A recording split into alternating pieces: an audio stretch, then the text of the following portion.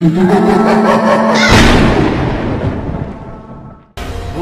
Aunty part 2। एक छोटंसं शहर होतं। शहरामध्ये होती एक कॉलनी। नाव होतं भूतनवाडी। भूतनवाडीतील प्रत्येक आई भीतीच्या सावटाखाली जगायची, कारण की भूतनवाडीच्या एका घरामध्ये एक म्हातारी भूतणी जंगलातून राहायला आली, जी कॉलनीतील लहान लहान मुलांना पकडून सतवायची आणि त्यांना खाऊन टाकायची। भूतनी म्हातारी होती, पण काळ्या जादूमध्ये माहिर होती। ती कोणत्या तरी खूबसूरत आंटीचं रूप घ्यायची आणि मैदानात खेळणाऱ्या मुलांकडे जाऊन त्यांना भुलवून थापा मारून त्यांच्या घरी आणायची आणि मग मारून टाकायची। चल बाळा, माझ्या घरी चल, मी तुला रबडी खायला देईन। मुलंही त्या भूतणीच्या गोष्टींमध्ये अडकायची आणि तिचं बोट पकडून तिच्या घरी यायची। तिच्या घरामध्ये पाऊल ठेवताच अचानक त्या भूतणीचं रूप बदलायचं आणि तिच्या सत्य रूपात यायचं, ज्यांना बघून ती पुरं घाबरायची। मम्मी मला वाचव, मला सोड ना, तू आंटी नाही भूतनी आहेस। भूतनी नाही, भूतनी आंटी। खायला आला होतास रबडी, आता स्वतःच खाणं बनशील। भूतनी आंटीला पप्पी दे बरं बाळा, आणखी किती ओरडशील। नाही, मी तुला पप्पी नाही देणार, तू फार वाईट आहेस, सोड ना मला मम्मी। बडबड बंद कर, मला खाऊ दे तुला, चल।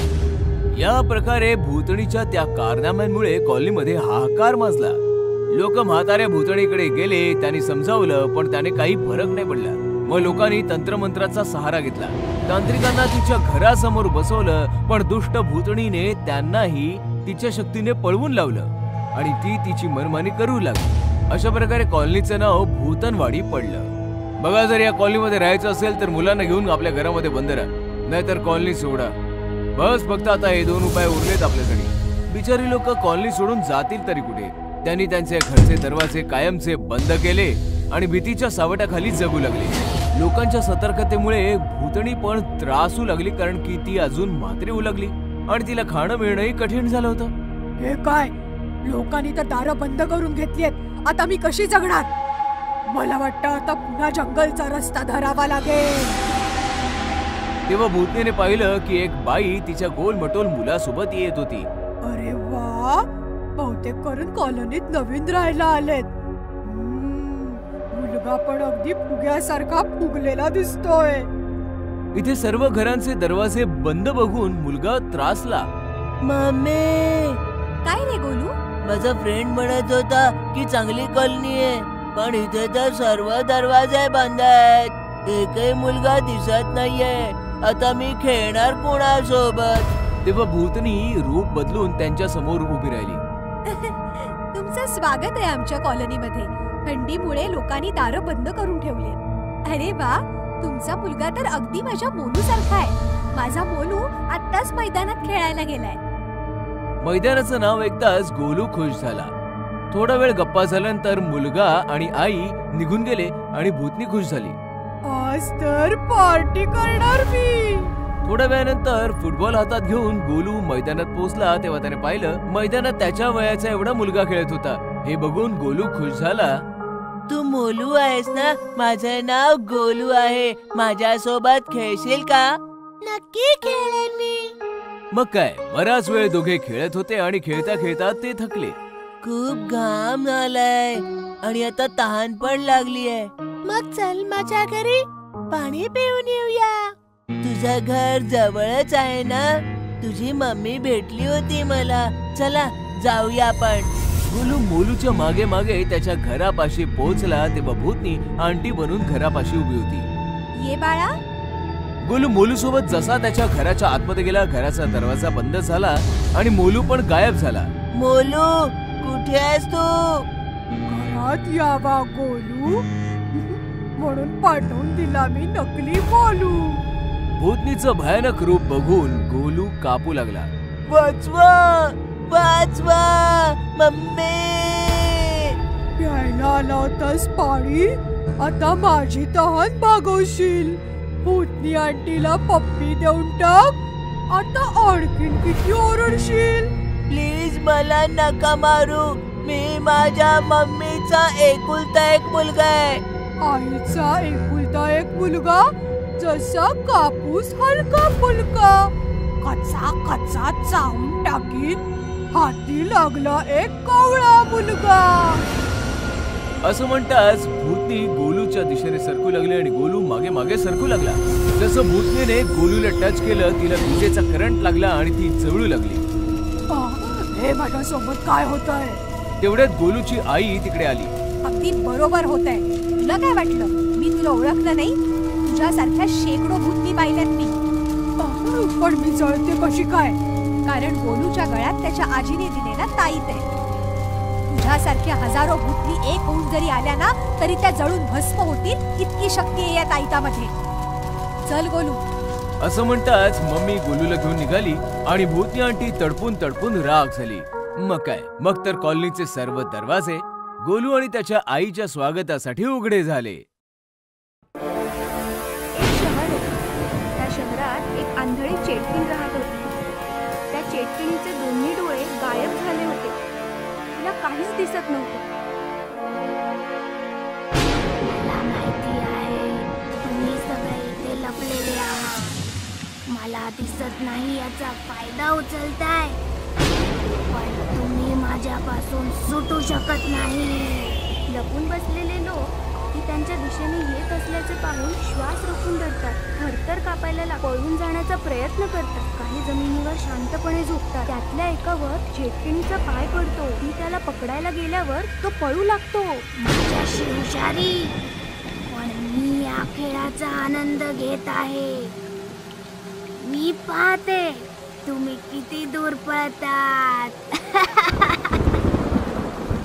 चेटकीण धावणाऱ्या माणसाकडे हात पुढे करते. तिचा हात मोठा होऊ लागतो. तो माणूस हातातून निसटण्याचा प्रयत्न करतो, पण चेटकीण त्याला पकडते आणि स्वतःकडे ओढते. पळून चाललास कुठे? माझ्या तावडीतून सुटून तर दाखव. सोड मला, मला वाचवा, वाचवा. तुला काय हवं आहे? तू मला का पकडलायस? सगळ्यात आधी मी तुझे डोळे काढीन आणि स्वतःला लावीन, आणि मग तुला घरी नेऊन खाईन. चेटकीण त्या माणसाचे दोन्ही डोळे उचलून घेते. माणूस वेदनेने ओरडू लागतो. चेटकीण ते डोळे स्वतःला लावते. अरे वा, तुझे डोळे तर मस्त आहेत. मी अगदी स्पष्टपणे पाहू शकते. चल, माझ्या जेवणाची वेळ झाली आहे. चल घरी जाऊ. चेटकीण त्या माणसाला पाठीवर घरी घेऊन येते आणि खाऊन टाकते. चेटकीण तिच्या डोळ्यांनी पाहू शकत होती, परंतु एक समस्या होती. तिने लावलेले डोळे 24 तासच काम करायचे. 24 तासांनी डोळे खराब व्हायचे आणि चेटकीण पुन्हा आंधळी व्हायची. मग काय, आंधळी चेटकीण मग बाजारात यायची आणि माणसांचे डोळे फाडून पुन्हा नवीन डोळे लावायची. चेटकिणीची दहशत संपूर्ण मार्केटामध्ये पसरली आणि दुकानदारांनी मार्केट बंद करण्याचा निर्णय घेतला.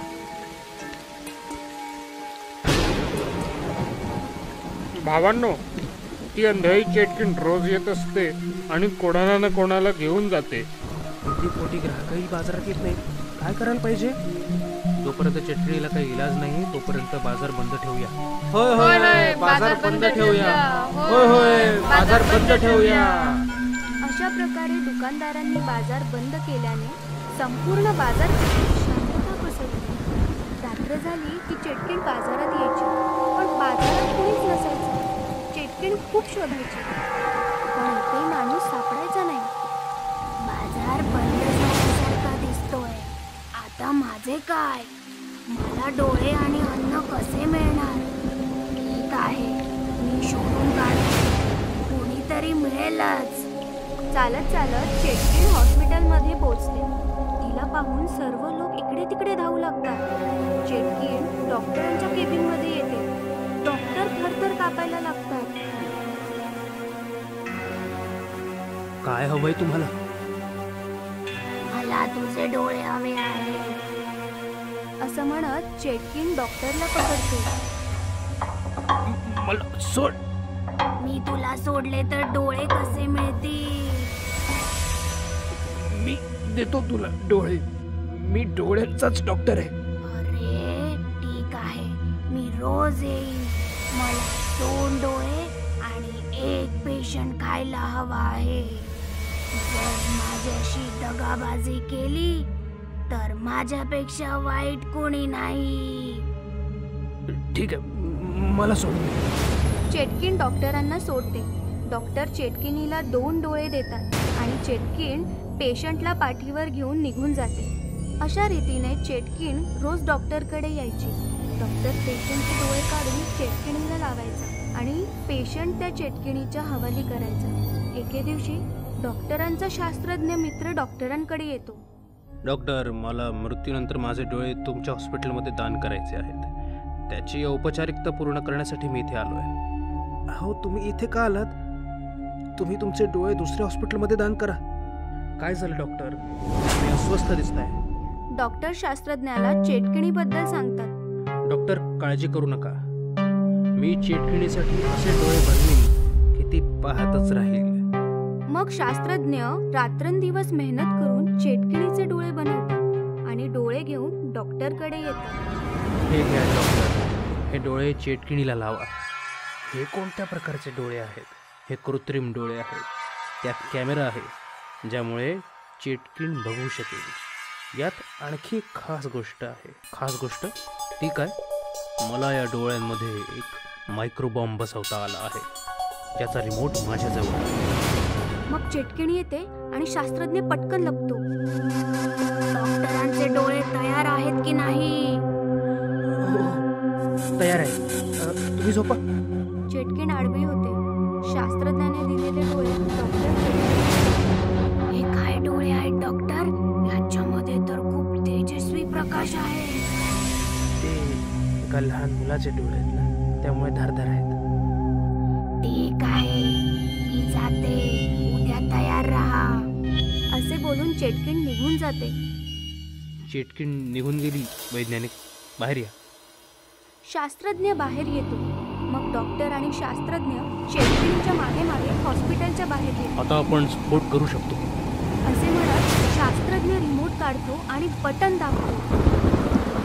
चेटकिणीच्या डोळ्यात टिक टिकचा आवाज येतो. अहो, हा टिक टिकचा आवाज कसला आहे? मग मोठा आवाज येतो आणि चेटकिणीच्या चिंध्या उडतात. शास्त्रज्ञाच्या बुद्धिमत्तेमुळे चेटकिण मरते आणि संपूर्ण शहर चेटकिणीच्या तावडीतून मुक्त होतं.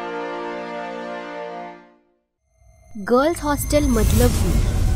फार पूर्वी शहरात एक गर्ल्स हॉस्टेल असायचे, जिथे कॉलेजचे विद्यार्थी राहायचे. तिथे अनेक मुली राहत होत्या. एके दिवशी अमेरिकेतील मोनिका नावाची NRI मुलगी त्या हॉस्टेलमध्ये राहायला आली. मी अमेरिकेहून आली आहे. मला इथे राहण्यासाठी खोली हवी आहे. किती दिवस? जोपर्यंत मी माझा अभ्यास पूर्ण करत नाही तोपर्यंत. आता मोनिका बाकीच्या मुलींसोबत हॉस्टेलमध्ये राहू लागली. एके दिवशी मोनिका तिच्या खोलीत रात्री झोपली असताना तिला काही आवाज आला. ती बाहेर आली. तिने पाहिले तर तिथे कोणीच नव्हतं. तिथे कोणी नाही आणि ती तिच्या खोलीत गेली. दुसऱ्या दिवशी ती काही मुलींसोबत बसून बोलत होती. तेव्हा सोनिया म्हणाली, मी लवकरच हे हॉस्टेल सोडून दुसरीकडे कुठेतरी राहायला जाणार आहे. हो, इथे रात्री खूप भीतीदायक आवाज येतात. हो, काल मलाही काही आवाज आला, पण घाबरण्यासारखे काय आहे? तुला नाही माहिती का? हे हॉस्टेल हॉन्टेड आहे. हो, लोक म्हणतात की या हॉस्टेलच्या ठिकाणी खूप वर्षापूर्वी एक तांत्रिक राहायचा, जो काळ्या जादूचा वापर करून आत्म्यांना कैद करत असे. असं म्हणतात की तो तांत्रिक तर मेला, पण त्या सगळ्या आत्मा अजूनही भूत बनून इथे भटकत आहे. काय म्हणताय? तांत्रिक आत्मा आणि झपाटलेले? हे खरं आहे मोनिका. आम्ही सगळे इथून जाणार आहोत. तू पण आमच्या सोबत चल.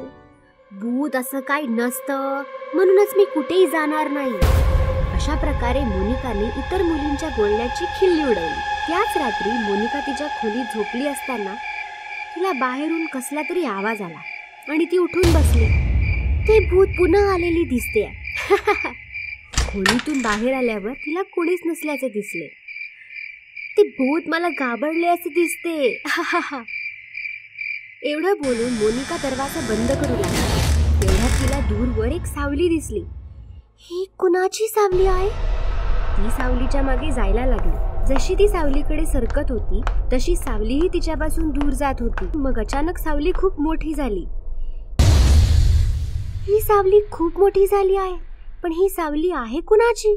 असा विचार करत ती सावलीकडे धावू लागली. धावत धावत ती हॉस्टेलच्या गच्चीवर आली. गच्चीवर आल्यावर सावली गायब झाली. ही सावली कुठे गायब झाली? जाऊ दे, तिला जिकडे जायचं तिकडे ती गेली. जाऊ दे, मी आता झोपायला जाते. आणि पुन्हा एकदा मोनिका हॉस्टेलमधल्या रात्रीच्या गजबजाटाकडे दुर्लक्ष करून खोलीत येऊन झोपी गेली.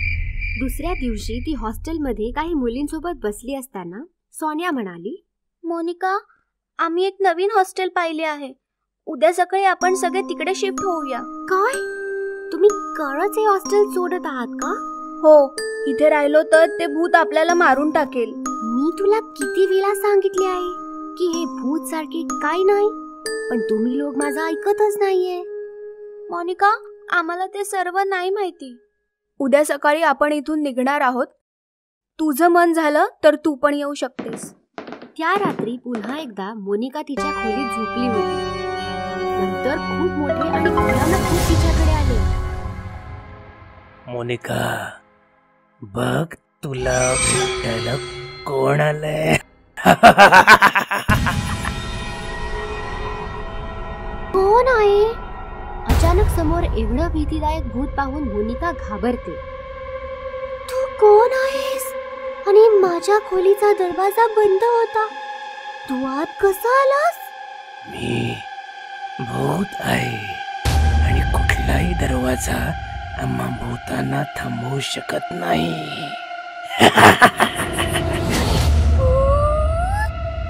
2 दिवसांपासून मी तुला हे पटवून देत आहे की तुम्हा माणसांप्रमाणे आम्ही भूत पण खरेच असतो, पण तू आमची थट्टा करतेस. म्हणून मी ठरवलं की आज तुला भूतांना भेटवतो. प्लीज प्लीज मला काही नका करू. प्लीज प्लीज मला जाऊ द्या. Please let me go please. भूताने मोनिकाचा हात पकडला आणि तो तिला घेऊन गायब झाला. भूत मोनिकाला जमिनीच्या खाली असलेल्या एका गुहेत घेऊन गेला. माझ्या घरी स्वागत आहे. मला सांग, तुला काय हवंय? वाघाचं रक्त की माणसाची खोपडी? नो, मला काहीच नको आहे. प्लीज मला जाऊ द्या. Please let me go. Late me go please. मराठीत बोल. डोनाल्ड ट्रम्पची भाजी. माझ्याकडून खूप मोठी चूक झाली आहे. मी मानते की भूत असतात. असं कसं? मोठ्याने बोला. जशी माणसं आहेत तशीच भूतही आहेत. जशी माणसं आहेत तशीच भूतही आहेत. असेच भूत मोनिकाला घाबरवत राहिला. काही वेळाने मोनिका भीतीने बेशुद्ध पडली. मी हिला धडा शिकवला असं दिसतंय. त्यानंतर सकाळी मोनिकाला जाग येताच ती तिच्या खोलीत असल्याचे तिला दिसले. भूत भूत, या हॉस्टेलमध्ये भूत आहे. मला इथे राहायचं नाही. ती हॉस्टेलच्या खोलीतून बाहेर आली. तिथे सोनिया, राणी आणि बाकीच्या मुली आहेत. सोनिया, मला पण घेऊन जा. या हॉस्टेलमध्ये खरंच भूत आहे. पण तुझं सामान? मला काही नको आहे. फक्त मला इथून बाहेर काढा. त्यामुळे हॉस्टेल हॉन्टेड असल्याची मोनिकाची खात्री पटली आणि ती तिचं सामान तिथेच सोडून पळून गेली. मित्र बनला भूत ही घटना आहे पुण्यातील. आयुष पुण्याच्या DK पाटील कॉलेजमध्ये फर्स्ट इयरला होता. त्याचं 12वी पर्यंतचं सर्व शिक्षण DK पाटील कॉलेजमधूनच झालं होतं. आयुषला IAS बनायचं होतं आणि त्यासाठी तो कॉलेजच्या लायब्ररीत दिवस रात्र अभ्यास करत असे. एक दिवस आयुषने लायब्रेरियनला विचारलं, टाइम्स ऑफ इंडिया कुठे आहे? मला सापडत नाहीये. बहुतेक कोणीतरी घेऊन गेलं असेल. आयुषला आश्चर्य वाटलं, कारण त्याच्याशिवाय कॉलेजमध्ये दुसरं कोणी टाइम्स ऑफ इंडिया वाचणारे नव्हते. आयुषने दुसरे वर्तमानपत्र घेतले आणि आपल्या जागेवर जाऊन तो बसला. तितक्यात त्याचं लक्ष त्याच्या बाजूला बसलेल्या मुलाकडे गेलं. तो टाइम्स ऑफ इंडिया वाचत होता. आयुषने त्याला विचारलं, IAS ची तयारी करतोयस का? होय. तुझं नाव काय आहे? मेहुल. मी फर्स्ट इयर शिकतोय. अरे, आपण तर क्लासमेट्स आहोत, पण तुला याआधी नाही पाहिलं. 12वी पर्यंत कुठे शिकलास? याच कॉलेजमध्ये होतो. मी पाहिलंय तुला. काय बोलतोस काय? मी तर तुला नाही कधी पाहिलं. अशा प्रकारे दोघेही खूप गप्पा मारू लागले. त्यांच्यात मैत्री झाली आणि आता ते दिवस रात्र एकत्र लायब्ररीत येऊन वाचन करू लागले. एक दिवस आयुष कॉलेज कॅन्टीनमध्ये त्याची मैत्रीण नेहा आणि वरुण सोबत होता. काय लायब्ररीत दिवस रात्र अभ्यास करतोस? एकट्याला कंटाळा नाही का येत? मी एकटा थोडी असतो. माझ्यासोबत मेहुल देखील असतो. कोण मेहुल? अरे, तो जो माझ्या शेजारी बसतो. अगं, आपलाच क्लासमेट आहे. माझ्यासोबत प्रत्येक लेक्चर अटेंड करतो. मी तर तुझ्यासोबत कुठल्या मेहुलला नाही पाहिलं. काय बोलतेस काय? थांब, मी आत्ताच त्याला बोलवतो. आयुषने मेहुलला फोन लावला, पण त्याचा फोन स्विच ऑफ येत होता. आयुषला टेन्शन आलं. नेहा त्याला म्हणाली, ठीक आहे बाबा, असेल कोणी मेहुल. असे माझं लक्ष मेहुलवर नाही, वरुणवर आहे. असं म्हणत नेहाने वरुणला मिठी मारली आणि आयुषला देखील मोकळं वाटलं. एकदा रात्री आयुष आणि मेहुल लायब्ररीत अभ्यास करत होते. खूप रात्र झाली होती. लायब्रेरियनला झोप आली आणि तो आयुषला म्हणाला, आयुष, आता लायब्ररी तूच सांभाळ. मी निघतो. तुझं झालं तर खाली शिपायाला टाळं लावायला सांग. लायब्रेरियन निघून गेला आणि आयुष मेहुल सोबत पुस्तक वाचण्यात गुंग झाला. वाचता वाचता आयुषचं लक्ष मेहुलच्या पुस्तकांवर गेलं. तेव्हा त्याला धक्काच बसला, कारण त्याचं पुस्तक कोरं होतं. आयुषने मेहुलचं पुस्तक हिसकावून घेतलं. त्या पुस्तकांची पाने पलटली तर त्यावर एक अक्षर देखील नव्हते. पुस्तक तर पूर्ण कोरं आहे आणि तू गेल्या 2 महिन्यांपासून हे पुस्तक घेऊन बसलायस. अरे, चक्कर काय मित्रा? असं म्हणत आयुषने आपल्या बाजूला पाहिले तर मेहुल तिथे नव्हता. ते पाहून आयुष घाबरला. मेहुल, कुठं अदृश्य झालास? नेहा पण म्हणत होती तिने मेहुलला कधी पाहिलं नाही. लायब्ररियन पण लायब्ररीची जबाबदारी माझ्यावर सोपवून गेलाय. तो मेहुलला सुद्धा बोलू शकला असता. या लोकांनी मेहुलला कधी पाहिलं नाहीये का? मेहुल खरंच नाहीये का? हे पुस्तक, मेहुलचे अचानक गायब होणं, हे सर्व काय आहे? अचानक लायब्ररीची लाईट गेली आणि आयुष अजूनच घाबरला. त्याने डोळे बंद केले आणि लाईट येण्याची वाट पाहू लागला. अचानक लाईट आली आणि आयुष खुश झाला. त्याने डोळे उघडले. पाहतो तर काय, त्याच्या बाजूला मेहुलचं भूत बसलेलं होतं. मेहुल, हे सर्व काय आहे? मेहुल नाही, मेहुलचं भूत. आणि तू हे जे काही पाहतोयस त्याला ही दुसरं तिसरं कोणी नाही, तूच जबाबदार आहेस. मी काय केलं? तू माझं आयुष्य उद्ध्वस्त केलंस. आठव 1 वर्षापूर्वीची 12वीची परीक्षा. तू एका मुलाला कॉपी करताना पकडलं होतंस. हे ऐकून आयुष 1 वर्ष मागे गेला. तेव्हा त्याला बायोलॉजीच्या परीक्षेचा दिवस आठवला. सर, हा मुलगा कॉपी करतोय. ए, चल उभा राहा. Sir, sorry, extremely sorry sir. 2 मिनिटाच्या आत इथून बाहेर निघ, नाहीतर HSC एक्झाम मधून रस्टिकेट केलं जाईल. तुला माहितीये का, एक्झाम हॉल मधून बाहेर आल्यावर मी काय केलं तुला कसं कळणार? तू तर पेपर लिहिण्यात बिझी होतास. मी बिल्डिंग वरून उडी मारून जीव दिला आणि आता तुला मारायला आलोय. हे बघ मेहुल, मान्य आहे, चूक माझी आहे. पण तू पण चुकीचा होतास. कॉपी करत होतास. चीटिंग चुकीचीच आहे ना? नाही, आता मी जे करणार आहे ते चुकीचं आहे. हे ऐकून आयुष घाबरला. काय करणार आहेस तू? मेहुलने आयुषचा गळा पकडला आणि त्याने त्याला खिडकीतून बाहेर फेकून दिलं. आयुष लायब्ररीच्या 5व्या मजल्यावरून पडून मरून गेला आणि मेहुल खिडकीतून त्याला बघून हसू लागला. भूतनी आंटी. बऱ्याच वर्षांपूर्वी जंगलामध्ये एक ताकदवान भूतनी तिच्या मुलीसोबत राहत होती. भूतनी तिच्या मुलीची खूप काळजी घ्यायची. ती जंगलातून रोज नवनवीन प्राणी आणून तिला खाऊ घालायची. आई, हा ससा खूपच मऊ आहे, पण हा ना खूपच छोटा होता. उद्या ना तू माझ्यासाठी खूप मोठी म्हैस घेऊन ये. ठीक आहे बाळा. माझी मुलगी छोटी छोटी, म्हैस मागते मोठमोठी. अशीच वेळ निघून गेली आणि भूतनी आता म्हातारी झाली आणि आजारी पडू लागली. आता तिच्या जागी तिची मुलगी शिकार करून आणू लागली.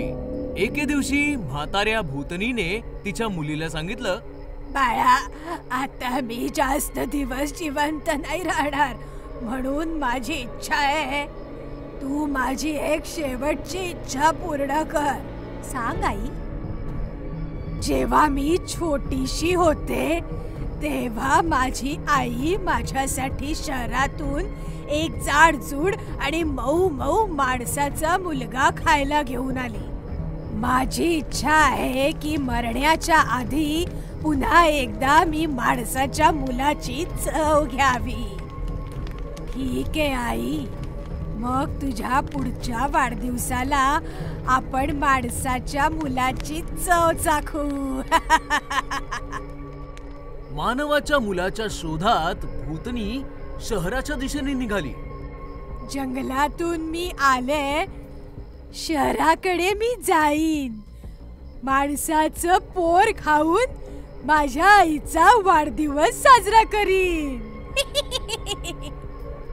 शहरामध्ये पोहोचून तिने बरीचशी मुलं पाहिली, पण एकही मूल तिला आवडलंच नाही.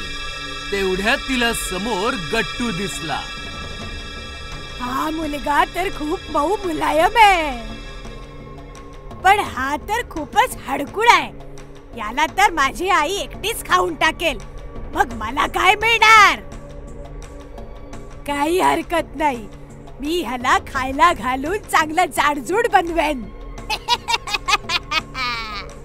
आणि तिने एका सुंदर आंटीचं रूप घेऊन गट्टूच्या शेजारी राहायला आली. आणि मग तिने एक दिवस गाजराचा हलवा बनवला आणि गट्टूकडे आली. मी गट्टूसाठी गाजराचा हलवा आणलाय. Thank you aunty.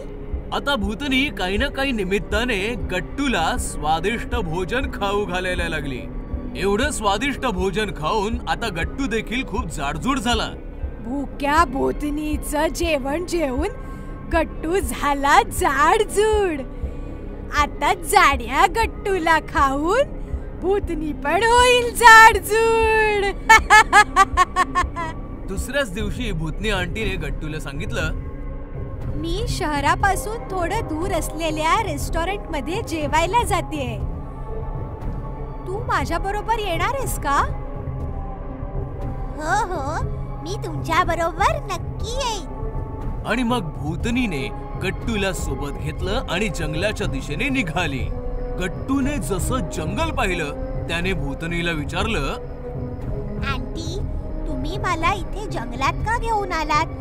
तुम्ही तर म्हणाला होतात की मला रेस्टॉरंट मध्ये घेऊन जाताय. तेव्हा अचानक भूतनी तिच्या मूळ रूपात आली. तू बरंच काही खाल्लंस गट्टू, आता आमच्या खाण्याची पाळी आहे. तुम्ही तर भूतनी आंटी आहात. भूतनी गट्टूला घेऊन तिच्या आईच्या जवळ आली.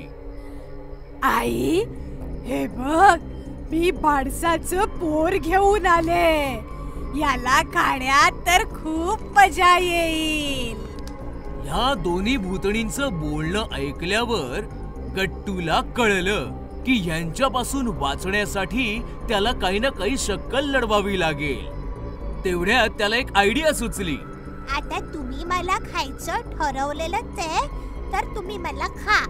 पण तुमच्यापैकी माझं काळीज कोण खाणार? असं म्हणतात माणसाच्या शरीरात काळीज सगळ्यात जास्त स्वादिष्ट असतं आणि जो ते एकदा खातो तो त्याची चव कधीच नाही विसरत. तसं तर मला वाटतं की माझं काळीज भूतनी आंटीनेच खायला पाहिजे, कारण त्यांनी खूप मेहनत केली आहे ना. नाही नाही, तुझं काळीज तर मीच खाणार, कारण माझ्या सांगण्यावरूनच तर तुझी भूतनी आंटी तुला शहरातून इथे घेऊन आलीये. पण मेहनत तर जास्त मीच केलीये ना. जेव्हा मी लहान होते तेव्हा माझ्या आईने मला मुलाचं काळीज खायला नव्हतं घातलं, म्हणून याचं काळीज तर मीच खाणार. असं कसं? मेहनत तर जास्त मी केलीये, मग याचं काळीज मीच खाणार. आणि मग बघता बघता भांडण विकोपाला गेलं. म्हाताऱ्या भूतणीने भूतणीवर खूप जोरात प्रहार केला. मग भूतणीनेही म्हाताऱ्या भूतणीला बेदम चोपलं. अशा प्रकारे दोघी आपसात भांडत मेल्या आणि गट्टू मात्र तिकडनं सुखरूप पळाला. इंग्रजी हडळ. ही कहाणी आहे इंग्लंडच्या लंडन शहराच्या जवळ असलेल्या छोट्याशा गाव पॅरिपोनाची.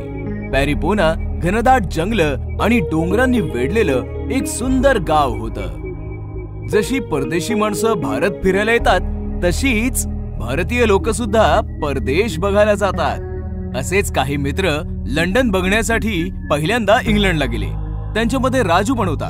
उंच उंच डोंगरांवर फिरणं आणि घनदाट जंगलांमध्ये रात्रभर निशाचरासारखं फिरणं राजूला खूप आवडायचं. 15 दिवस राजू मित्रांसोबत लंडन फिरत होता. त्यांनी एक गाईडही केला होता. तो त्यांना शहराची माहिती देत होता. 15 दिवसातच राजू लंडन फिरून खूप बोर झाला. यार माधव, मी खूप बोर झालोय यार. चल ना डोंगरात आणि जंगलांमध्ये जाऊया, धमाल करूया, मजा येईल. मी तर एक गाव पण सर्च केलंय, जास्त दूर नाहीये पॅरिपोना. पॅरिपोनाचं नाव ऐकताच तो इंग्रजी गाईड दचकला. न्यू न्यू पॅरिपोना न्यू. आता याला काय झालं यार? म्हणजे हा आता आपल्याला पॅरिपोना नाही फिरवणार? नाही यार, याने तर आधीच सांगितलं होतं ना हा शहराच्या बाहेर नाही जाणार म्हणून, आणि पॅरिपोना तर अजिबातच नाही. असं काय आहे पॅरिपोनामध्ये? डोंगर आणि घनदाट जंगलांनी वेढलेलं एक सुंदर गाव आहे. याचं सोडा, तुम्ही तरी याल ना माझ्यासोबत? नाही यार, आतापर्यंत फक्त शहरच फिरलोय. या शहराची चव चाखणं अजून बाकी आहे, तुला कळतंय ना? पॅरिपोना विषयी राजूच्या मनामध्ये अजूनच उत्सुकता निर्माण होऊ लागली आणि तो एकटाच ट्रेन मध्ये बसून निघून गेला. जेव्हा तो निघाला तेव्हा रात्र होती. पॅरिपोनाला पोहोचला तेव्हा खूप रात्र झाली होती. चारी दिशांना काळे काळे डोंगर आणि घनदाट जंगल होतं आणि मधोमध होतं पॅरिपोना. हे पाहताच राजूचं मन सुखावून गेलं. अरे वा, फार मजा येणार आहे, कारण की गावकरी थकून भागून जेवून आता आराम करत असतील नाही. रात्रभर जंगल आणि डोंगरांचा आस्वाद घेतो, सकाळी सकाळी गावात जाईन. राजूने टॉर्च काढला आणि जंगलात फिरू लागला. जंगलामध्ये भयंकर श्वापद होती, पण राजूला सवय होती स्वतःला वाचवत जंगलामधनं चालत चालत डोंगराच्या माथ्यावर पोहोचला. राजूला तहान लागली होती खूप आणि त्याच्याजवळ पाणीही उरलं नव्हतं. उफ, थकलो रे बुवा. हा डोंगर जरा जास्तच टफ आहे. इथे कुठे पाणी मिळालं असतं ना तर फार बरं झालं असतं. असं म्हणताच राजू टॉर्च फिरवू लागला की अचानकपणे अंधारात एका कोपऱ्यात बसलेली म्हातारी दिसली आणि राजू घाबरला. कोण आहे तिकडे? डोंट वरी, मी सॅनिट आहे. इथेच डोंगरावर राहते. तुला पाणी पाहिजे ना? पाण्याचं नाव ऐकताच राजू धावत पळत त्या म्हातारीकडे गेला आणि तिच्याकडनं पाणी घेऊन त्याने प्यायला. तुम्हाला मराठी पण येतं? हो, तुझ्यासारखे बरेच इंडियन्स येतात. मी त्यांचे प्रश्न ऐकून ऐकून मराठी शिकले. प्रश्न ऐकून? खूपच थंडी आहे ना, विस्की पिणार का तू? हे ऐकून तर राजूच्या मनात गुलाब फुलू लागले. हो, नक्की पिन. मग ये माझ्या मागे. राजू सॅनिटाच्या मागे मागे एका झोपडीमध्ये गेला, ज्याचं छत नव्हतं. डोक्यावर चंद्र लटकत होता. अजबच झोपडी आहे ही. तेव्हा राजूची नजर लाकडाच्या पिंपावर गेली. वाटतंय की ह्याच्यामध्ये विस्की आहे. राजूने इकडे तिकडे पाहिलं, पण सॅनिटा नव्हती कुठेच. वाटतंय की काही कामनिमित्त बाहेर गेली असावी. मी विस्की तरी पिऊन घेतो. जसं राजूने पिंपाचं झाकण उघडलं, तो अवाकच झाला, कारण की त्याच्यामध्ये विस्की नाही, एक भयंकर विलायती हडळ बसली होती. राजू घाबरला. हडळ हसत हसत बाहेर आली. सॅनिटा, सॅनिटा. अरे वीड्या, मीच तर सॅनिटा आहे. तुला फसवून इकडे घेऊन आले. पण असं का? कारण मी उपाशी आहे. मला तुला खायचंय. आता कळलं मला. गाईड पॅरीपोनाला यायचं का नाही म्हणत होता. प्लीज मला सोड, मला सोड ना. नक्कीच तुला सुटायची संधी मी नक्कीच देईन. तू मला एक प्रश्न विचार. मी जर बरोबर उत्तर दिलं तर तू मरशील. मला उत्तर नाही आलं तर मी जळून जाईन आणि तू वाचशील. विचार, किती कठीण प्रश्न विचारायचा आहे तो विचार. पण एक लक्षात ठेव, प्रश्न एकच विचारायचाय. राजू कोंडीत सापडला. त्याला कळत नव्हतं की कोणता प्रश्न विचारला जावा जो सर्वात कठीण असेल आणि ज्याचं उत्तर त्या हडळीला येत नसावं. अरे देवा, कुठे अडकलोय मी ह्या. अशा कठीण प्रसंगी सोपं काम पण कठीण होऊन जातं आणि हिने तर प्रसंगच अजून कठीण केलाय. म्हणजे कठीण प्रश्नाचं उत्तर देणं हिच्यासाठी सोपं आहे. राजू संकटात सापडलाय हे बघून ती हडळ जोर जोरात हसू लागली. तिच्या जोर जोराच्या हसण्याच्या आवाजाने ते डोंगरही थरथर कापू लागले, ज्यामुळे तेही थरथरू लागले. काय झालं? प्रश्नाचं उत्तर नाही, प्रश्न विचारायला सांगितलाय. तो सुद्धा सगळ्यात कठीण प्रश्न, जो तुझा जीव वाचवू शकेल. चेहरा तर असा केलाय जसं काही मीच तुला एखादा प्रश्न विचारलाय. विचार तर करू दे. कर कर, पटकन विचार कर. मला खूप भूक लागलीये. भूक तर मला पण लागलीये, पण माझा जीव वाचला तर मी खाईन ना. विचार कर राजू, लवकर विचार कर. अशा प्रकारे राजूने बराच वेळ आपले डोकं खाजवलं, पण त्याला एकही कठीण प्रश्न सुचला नाही. त्याच्या डोक्यामध्ये प्रश्न तर भरपूर होते, परंतु प्रश्न तर भरपूर आहेत, पण ही हडळ पटकन त्याचं उत्तर देईल आणि मला माझा जीव गमवावा लागेल. नाही नाही नाही, फालतू प्रश्न विचारून कोंबड्यासारखं हलाल नाही व्हायचं आहे मला. कोंबडीचं अंड. अचानकपणे राजू जोराने ओरडला. मिळाला, प्रश्न सापडला. हे ऐकताच हडळ खुश झाली. अच्छा, मला पण बघू दे किती कठीण प्रश्न आहे. जो कोणी या झोपडीत आलाय तो झोपडीच्या बाहेर नाही गेला. एवढं लक्षात ठेव. चल विचार. मी तुला जो प्रश्न विचारणार आहे ना, तो मी लहानपणापासूनच ऐकतोय, पण कोणी याचं उत्तर नाही देऊ शकलं. याचं खरं उत्तर जगातला कोणी माणूस नाही देऊ शकत. अरे तर मग पटकन विचार ना. प्रश्न हा आहे की आधी कोंबडी आली की अंड? आधी कोंबडी आली की आधी अंड? कोंबडी, अंड, नाही, अंड, कोंबडी, अंड, कोंबडी, अंड, कोंबडी, नाही, नाही. अशा प्रकारे हडळ अंड आणि कोंबडी करत राहिली आणि प्रश्नामध्ये गुरफटून गेली. थोड्या वेळाने अचानकपणे ती हडळ जळू लागली आणि बघता बघता ती हडळ जळून भस्म झाली. म्हटलं होतं ना मी, या प्रश्नाचं उत्तर आजपर्यंत कोणी नाही देऊ शकलंय.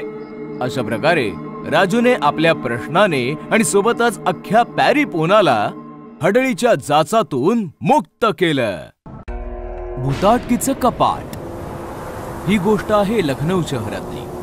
राकेशचं शिक्षण लखनौमध्येच पूर्ण झालं होतं आणि तो बँकेमध्ये मॅनेजर सुद्धा होता. लखनौमध्ये त्याने घरे विकत घेतलं होतं. काही दिवसांसाठी राकेश त्याच्या गावी गेला तर नातेवाईकांनी त्याचं लग्न विनीता सोबत लावून दिलं आणि मग राकेश विनीता लखनौला परतले. घर पाहून विनिता खूप खुश झाली आणि घराला घरपण देण्याचा प्रयत्न करू लागली. तिला एका कपाटाची गरज भासू लागली. त्यामुळे राकेशने म्युझियम मधनं एक कपाट खरेदी केलं. खूप जुनं आणि मौल्यवान दिसतंय. एखाद्या नवाबाचं असणार. एके रात्री राकेश आणि विनिता झोपले होते. अचानक विनिताची झोप उघडली. अख्ख्या घरात धूर धूर झाला होता. विनिताने कपाटाच्या दिशेने पाहिलं तर तिची शुद्धच हरपली. कपाटातून धूर येत होता. अहो अहो उठा, कपाटाला आग लागलीये. राकेश जागा झाला. त्याने कपाट उघडलं तर कपाटामध्ये आग लागली होती. राकेशने त्याचे सगळे कपडे जमिनीवर आपटले आणि आग विझवली. अचानक आग कशी लागली? शॉर्ट सर्किट झालं असावं कदाचित. विनिताने कपाटाकडे बघितलं तर तिची शुद्धच हरपली. जमिनीवर पडलेले सगळे कपडे विनिताने चेक केले. अहो, तुमच्या एक गोष्ट लक्षात नाही आली? एवढी मोठी आग लागूनही कपाटाला काहीही झालेलं नाहीये. माझे सगळे कपडे तर अगदी नीट आहेत. फक्त तुमच्या कपड्यांना आग लागली. असं का बरं? डोक्याला जास्त त्रास देऊ नकोस. झोप आता. उद्या सकाळी कपाटाची जागा बदलू. विनिता राकेशच्या म्हणण्यानुसार झोपली घरी. पण रात्रभर तिला झोप नाही आली. रात्रभर ती कपाटाकडेच पाहत होती. सकाळी राकेशने चेक केलं. विनिताला जोराचा ताप भरला होता आणि ती शांतपणे झोपली होती. वाटतंय की सुट्टी घेऊन हिला हॉस्पिटलला घेऊन जावं लागेल. दुपारी राकेशचा कॉलेज फ्रेंड विकास आला म्हणून राकेशने त्याला त्याचं घर दाखवलं. विकासची नजर जेव्हा त्या कपाटावर गेली तेव्हा तो विचारात पडला. हे कपाट कुठेतरी पाहिल्यासारखं वाटतंय. म्युझियम मध्ये पाहिलं असेल. तिकडनं चढलंय. खूपच जुनं आणि मौल्यवान कपाट आहे. नाही यार, हो आठवलं. कॉलेजच्या दिवसांमध्ये तुझ्या नवाबाच्या घरी पेंगेस म्हणून राहत होतास ना, त्याच्याच घरामध्ये होतं हे कपाट. चल, काही पण काय, तिथं तर कपाट पण नव्हतं.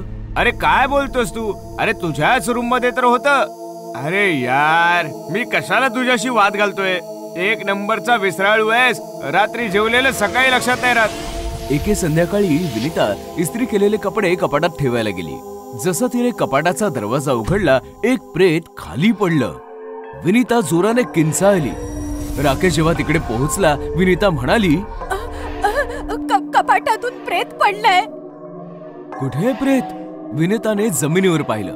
तिकडे काहीच नव्हतं. आता तर पडलं होतं कपाटातून. तुझी तब्येत ठीक नाहीये. भ्रम झाला असेल. विनिता राकेशला बिलगून रडू लागली. मला खूप भीती वाटतेय. मला माझ्या माहेरी जायचंय. राकेशने मान्य केलं आणि तिला घेऊन बस स्टॉपवर आला. विनिता बसमध्ये बसून तिच्या माहेरी निघून गेली आणि मग राकेश घरी आला. विनिताच्या सोबत घराचं घरपण पण गेलं. चला, कपडे बदलून जेवून घेतो मी. राकेश कपडे बदलण्यासाठी बेडरूम मध्ये आला तर तिथलं दृश्य बघून तो चकित झाला. एक स्त्री बिछाण्यावर झोपली होती. कोण आहेस तू? घरात कशी आलीस? ती स्त्री जशी राकेशकडे वळली, घाबरून जोरात राकेश किंचाळला. ती स्त्री भयंकर भूत होती. मी नाही आले, तू मला आणलंयस या कपाटासोबत. म्हणजे विनिता खरं सांगत होती? हो, खरं बोलत होती ती. अगदी खरं. कोण आहेस तू? काय पाहिजे तुला? बदला. मला मारलंयस तू. आठव जरा नवाबाचं घर. 5 वर्षांपूर्वीची ती रात्र जेव्हा तुझा मित्र विकास मला तुझ्यासाठी विकत घेऊन आला होता. तिचं म्हणणं ऐकल्यावर राकेश 5 वर्ष मागे गेला. तेव्हा त्याला ती रात्र आठवली. ऐशकर माझ्या राजा, मागडा माल आहे. नवाब येणार तर नाही ना? कोणी नाही येणार, मी निघतो. विकास गेल्यावर राकेशने दरवाजा बंद केला आणि त्या स्त्रीपाशी येऊन बसला. तिला स्पर्श करणार की अचानक दरवाजावर ठकठक झाली. ओ गॉड, नवाब आलाय. तू पटकन कपाटात लप, पटकन. ती स्त्री कपाटात लपली आणि राकेशने दरवाजा उघडला तर बाहेर नवाब उभा होता. काय चाललं आहे? अभ्यास सुरू आहे माझा नवाब साहेब. तुमच्या गावाहून फोन आला होता. तुमच्या वडिलांचा मृत्यू झालाय. वडिलांच्या मृत्यूची बातमी ऐकून तू तर गावी निघून गेलास, पण मी मात्र त्या कपाटामध्ये गुदमरून मेले आणि सडले. नवाब मरतास कपाटात कैद असलेलं माझं भूतही म्युझियम मध्ये पोहोचलं. आणि चमत्कार तर बघ ना, आज मी या कपाटासोबतच तुझ्या समोर उभी आहे. तुझ्यामुळे मी मेले इतकी वर्ष कपाटात कैद होऊन राहिले. आता तुला माझ्या सोबत यावं लागेल. मला माफ कर, मी विसरलो होतो की तू कपाटात बंद आहेस. राकेश आर्जव करू लागला तर तिने तिचा हात पुढे केला.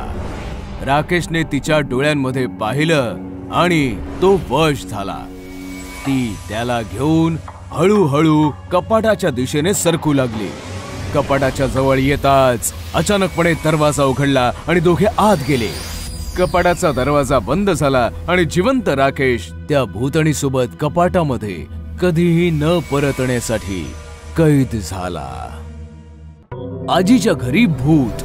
उन्हाळ्याच्या सुट्ट्या लागल्या होत्या. कौशिक आणि टीना त्यांच्या मावस भाऊ बहीण लिली आणि मयूर सोबत ट्रेनने त्यांच्या आजोळी विलासपूरला चालले होते. चौघेही विलासपूरला त्यांच्या आजी आजोबांच्या घरी पोहोचले. आजी आजोबांचं घर म्हणजे खूप जुना एक लांब लचक वाडा होता. वाड्यामध्ये फक्त आजी आजोबाच राहायचे. त्यांची दोन्ही मुलं फॉरेनला शिफ्ट झाली होती. चौघही भाऊ बहीण पोहोचताच आजी आजोबांना मिठी मारतात. अरे आलात माझ्या पिल्लांनो.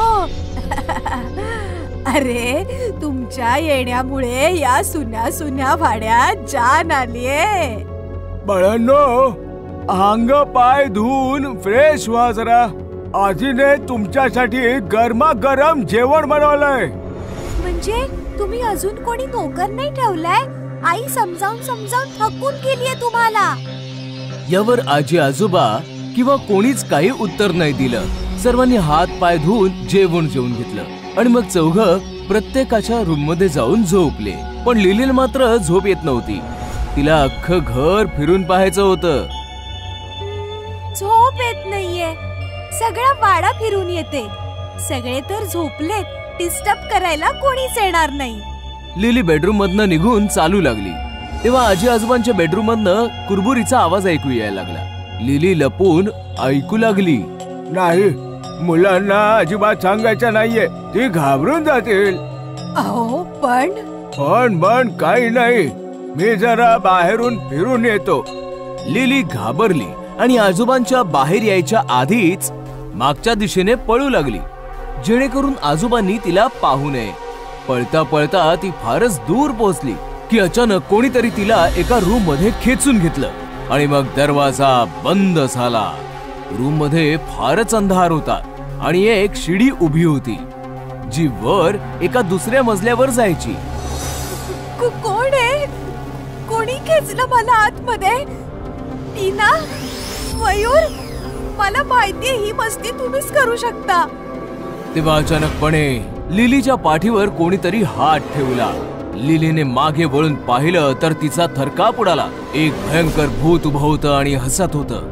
लिली बेटा, ये माझ्याकडे ये.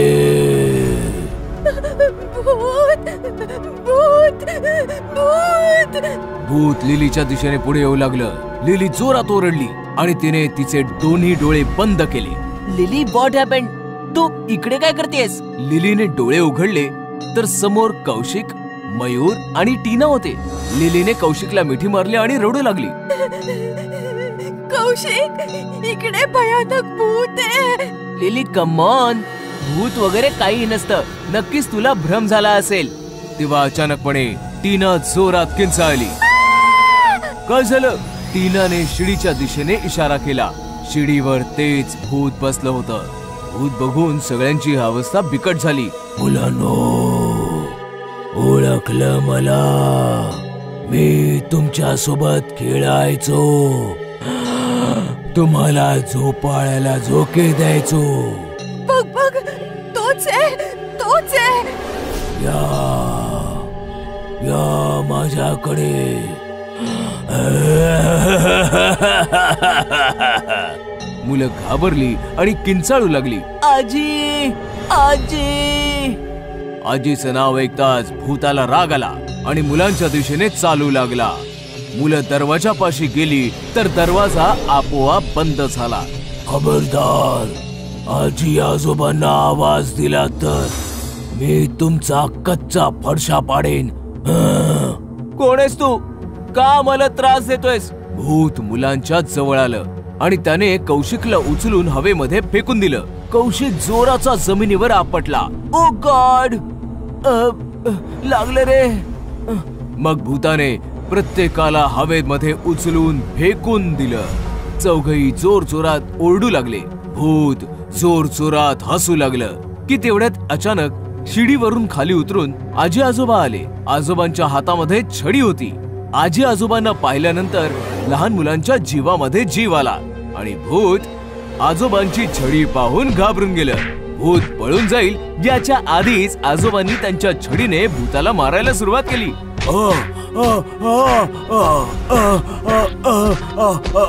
मालक मालक मला माफ करा, माफ करा. नटवर, माझ्या मुलांना त्रास देतोस? हे घे, हे घे. आणखी मारा त्याला, आणखी मारा त्याला.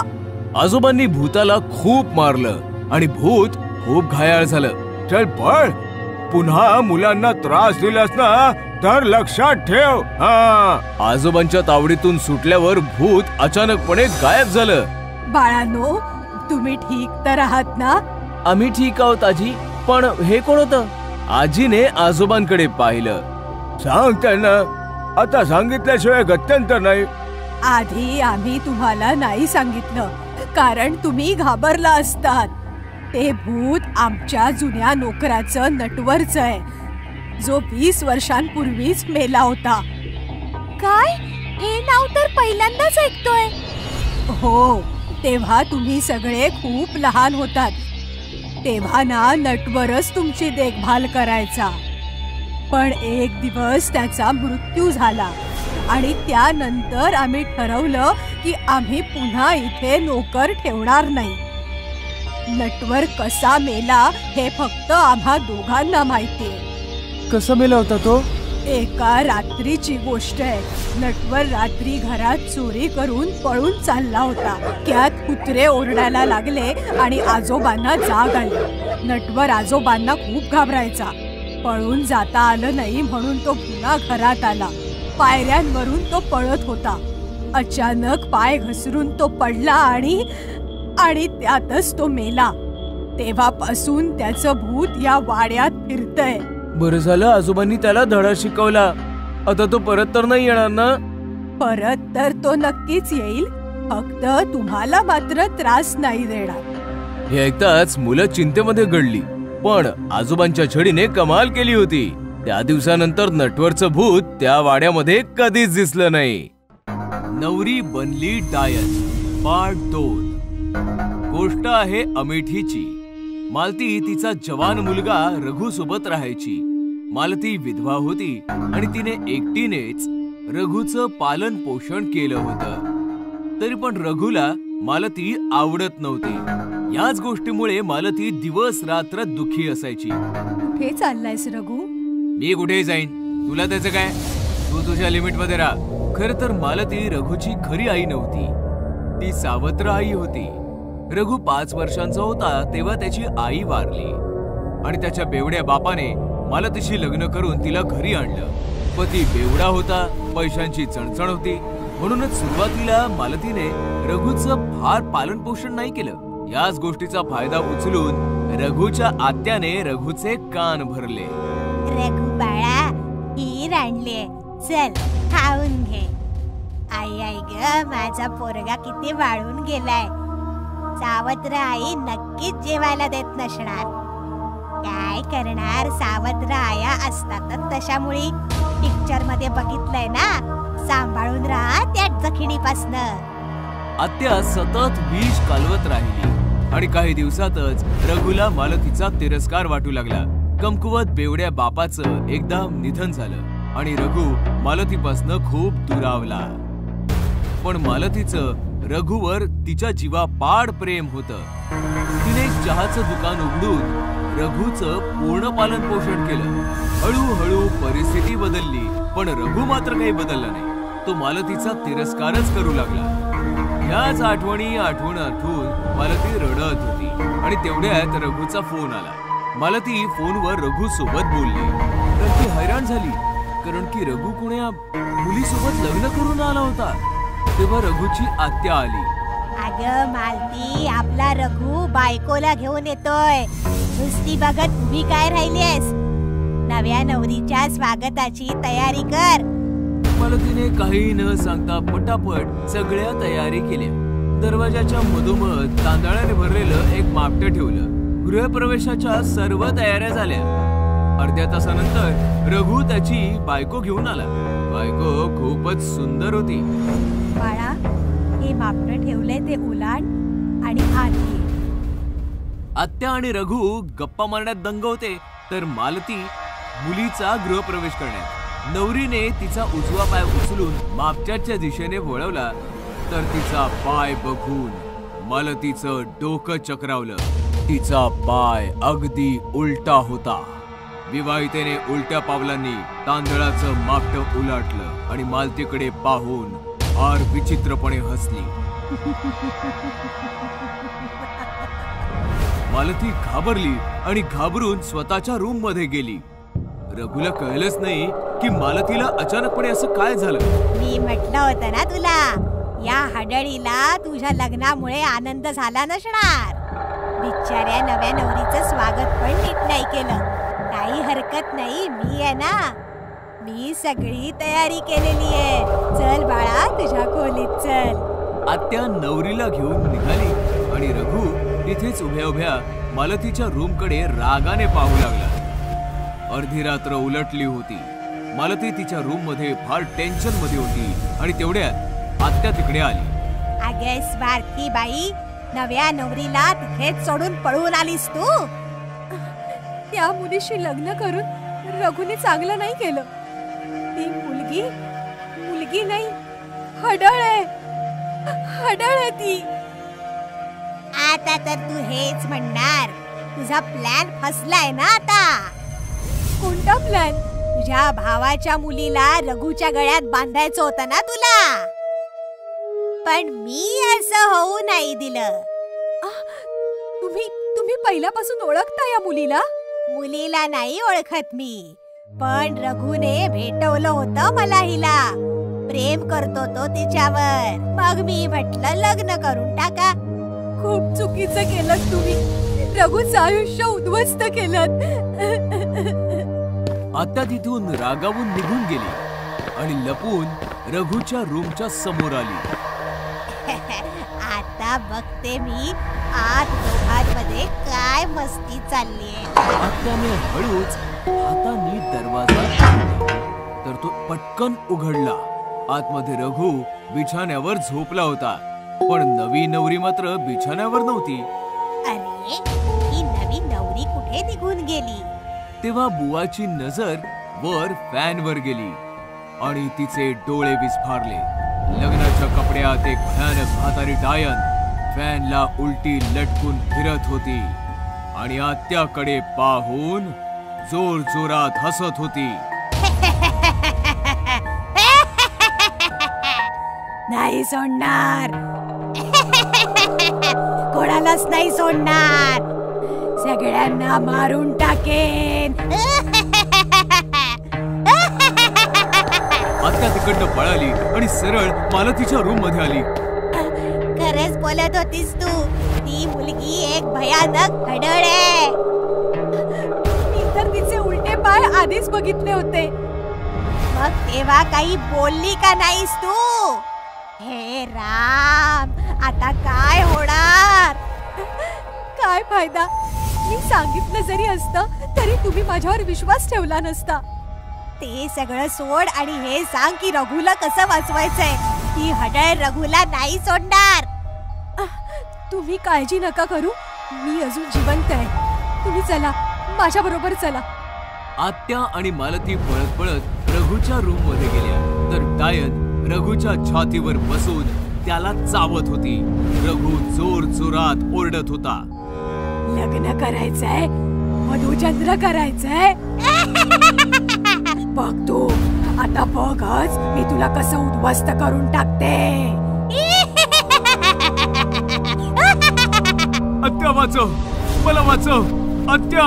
ते दृश्य फारच भयानक आणि विचित्र होतं. आत्या ते दृश्य बघून मागे झाली आणि रूमचा दरवाजा बाहेरनं बंद करून स्वतःच्या घरी पळाली. आत्या, आत्या वाचव! तुझी आत्या तर पळून गेली रघु, पण तुझी आई आहे. घाबरू नकोस, घाबरू नकोस रघु. डायनने रघुला सोडलं आणि ती उलट्या पावलांनी चालत मालतीच्या दिशेने वळाली. आई सांभाळ, ती तुझ्या दिशेने येते.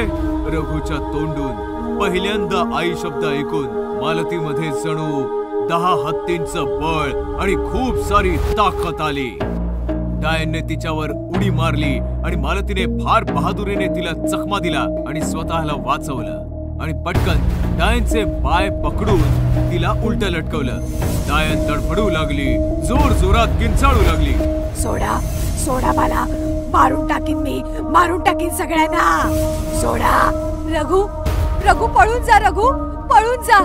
रघु, सुरी घेऊन ये, सुरी घेऊन ये रघु. नाही आई, मी तुला सोडून कुठेच नाही जाणार, नाही.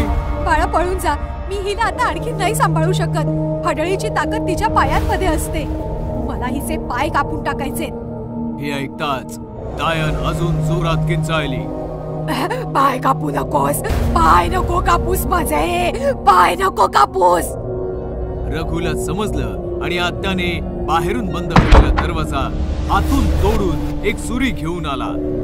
रघुने पटकन डायनचे दोन्ही पाय कापले. डायन कोण्या जनावरासारखी जोरात किंचाळली आणि शांत झाली. डायन मेली होती. मालतीने पटकन डायनचं शरीर जमिनीवर सोडलं.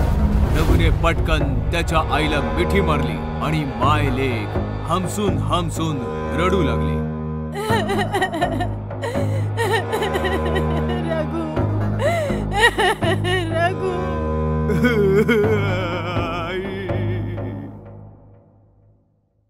बऱ्याच वर्षांपूर्वी एक गाव होतं. त्या गावात फारच कमी मुली होत्या आणि याच कारणामुळे त्या गावातील बऱ्याच मुलांची लग्न होऊ शकत नव्हती आणि ते सर्व ब्रह्मचारी होते. एका दिवशी त्या गावातील एका मुलाने मंगलने निश्चित केलं की तो दुसऱ्या गावात जाईल आणि तिथल्या एखाद्या मुलीला पसंत करून तिच्याशी लग्न करेल. आई, मी दुसऱ्या गावातून तुझ्यासाठी एक सुंदर अशी सून घेऊन येईन. मंगल दुसऱ्या गावाकडे निघाला खरा आणि चालता चालता तो एका घनदाट जंगलामध्ये पोहोचला. जर मी चांगल्या रस्त्याने गेलो तर मला दुसऱ्या गावात पोहोचेपर्यंत किमान 2 दिवस लागतील आणि मी जंगलाच्या रस्त्याने गेलो तर मी दुसऱ्या गावामध्ये एकाच दिवसामध्ये पोहोचेन. हा विचार करून त्याने जंगलाचा रस्ता धरला. मी त्या गावातल्या सर्वात सुंदर मुलीशी विवाह करेन. तो असा विचार करून चाललाच होता की त्याच्या समोर अचानकपणे एक सुंदर अशी मुलगी धावत पळत आली. मला वाचवा, ते लोक मला मारून टाकतील. कोण आहेस तू? माझं नाव मंजू आहे, मला वाचवा. तू काळजी करू नकोस, चल माझ्यासोबत. मंगलने मंजूला सोबत घेतलं आणि तिथे झाडाच्या मागे लपला. काही माणसं तिथे आली आणि बराच वेळ शोधल्यानंतर ती तिथनं निघून गेली. थँक्यू, तुम्ही माझा जीव वाचवलात. त्यांनी मला शहरातून उचलून आणलं होतं आणि मला जाळून माझा त्यांना बळी द्यायचा होता. तू काळजी करू नकोस, ये ना, मी तुला तुझ्या घरी सोडतो. पण माझ्या घरी कोणीही नाहीये. पण तुमचं नाव काय आहे? माझं नाव मंगल आहे आणि मी जवळच्याच एका गावात लग्नासाठी मुलगी शोधायला चाललोय. आणि मग मंगलने थोडा विचार केला आणि मग म्हणाला, काय तू माझ्याशी लग्न करायला तयार आहेस? तुम्ही माणूस म्हणून खूप चांगले आहात, म्हणूनच मी तुमच्याशी लग्न करायला तयार आहे. हे ऐकून मंगल फारच खुश झाला आणि तो मंजूला सोबत घेऊन त्याच्या घरी परतला. आई, मी तुझ्यासाठी सून घेऊन आलोय. देव जे करतो ते चांगलंच करतो. आणि मग फार धूमधडाक्यामध्ये मंगल आणि मंजूचं लग्न संपन्न झालं. लग्नाच्या दुसऱ्या दिवशीच ते दोघं हनीमूनसाठी नैनितालला गेले. अख्खा दिवस फिरल्यामुळे ते दोघं फार थकले. मंगल मंजूला म्हणाला, तू हॉटेलमध्ये जाऊन जरा आराम कर, मी बाजारातनं काही सामान घेऊन येतो. हा. मंजूने मान्य केलं. ती हॉटेलला परतली आणि मंगल बाजारात निघाला. काही वेळानंतर मंगल हॉटेलला परतला. पण जसा तो हॉटेलच्या रूम मध्ये परतला तो हैराण झाला. मंजू मोकळ्या केसांसोबत आरशा समोर बसली होती आणि आरशामध्ये तिचं हडळीचं भयानक रूप दिसत होतं. तू हडळेस? चला, आता तुला कळलेलंच आहे, तर आता मला लपून बसायची काहीच गरज नाहीये. नीट बघ जरा. हडळ, मी हडळ.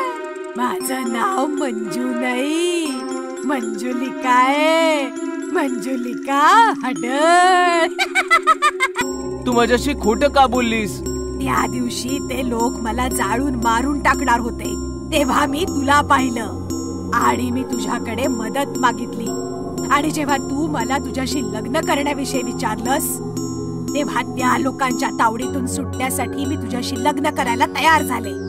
पण तू तर हडळ आहेस. मी हडळीशी लग्न कसं काय करू शकतो? अरे, आपलं लग्न तर झालेलंय, आता तर फक्त हनीमून बाकी आहे. पण मी तुझ्यासोबत हनीमून कसा साजरा करू? हनीमून तर तुला करावाच लागेल, नाहीतर मी तुला मारून टाकेन. तुझ्याकडे उद्या सकाळपर्यंतचा वेळ आहे. नीट विचार कर, तुला माझ्या सोबत हनीमून करायचंय की मग मरायचंय? अरे, आम्ही कुठे अडकलो? यापेक्षा तर मी गावातील इतर मुलांसारखाच ब्रह्मचारी राहिलो असतो. आता मी या हडळीपासनं कसा वाचणार? तेव्हा त्याला एक आयडिया सुचली. दुसऱ्या दिवशी सकाळी सकाळी त्या हडळीने त्याला विचारलं, मग तू काय ठरवलंस? मरायचंय की हनीमून करायचंय? मी तुझ्यासोबत हनीमून साजरा करायला तयार आहे. खरंच? हो. मंगल तिला हॉटेलपासून दूर एका टेकडीवर घेऊन गेला आणि तिला म्हणाला, तू तुझे डोळे बंद कर, मी तुझ्यासाठी एक गिफ्ट घेऊन आलोय. मला गिफ्ट खूप आवडतात. जसं हडळीने डोळे बंद केले, मंगलने पेट्रोलचा कॅन तिच्यावर उलटला. एका माचीची काडी जाळून तिला हडळीवर फेकली आणि हडळ आगीमध्ये जळू लागली. हे तू काय केलंस? काय केलंस तू? हे तुला मारून टाकलं. पण तुला हे कसं कळलं की जाळलं तर मी मरून जाईन? काल रात्री तूच मला सांगितलं होतंस की जंगलात त्या दिवशी तुला ती लोक जाळून मारणार होती. मग तेव्हाच मला कळलं की तुला जाळून मारलं जाऊ शकतं.